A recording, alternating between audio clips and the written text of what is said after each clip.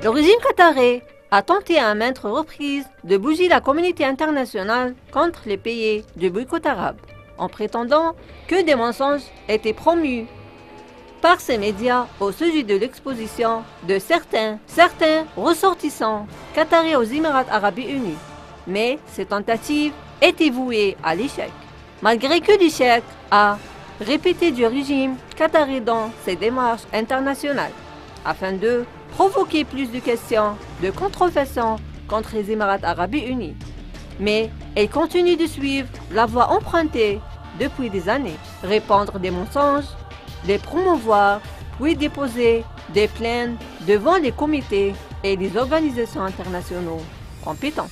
Qatar tente de saper les Émirats arabes unis, mais Abu Dhabi a exposé les mensonges qataris à travers les épreuves et les arguments juridiques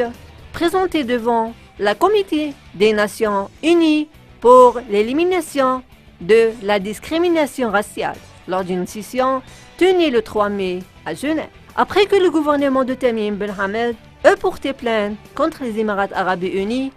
l'accusant de discrimination à l'encontre des citoyens qataris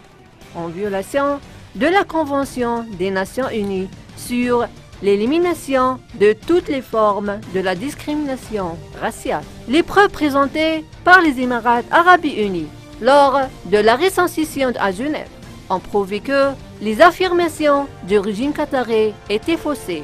depuis le début du boycott arabe en juin 2017. Elle s'était habituée à porter plainte, inculper les pays du Quator arabe. Malgré les tentatives répétées, le régime qatari n'a pas étayé ses revendications. Les Émirats arabes unis ont prouvé la fausseté des affirmations du Qatar, réaffirmant l'échec de la stratégie d'Al-Hamadani qui repose sur les accusations sans preuve,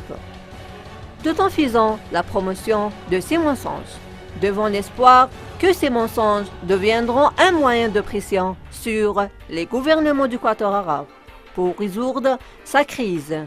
au raison de ses politiques malveillantes et son soutien des groupes terroristes.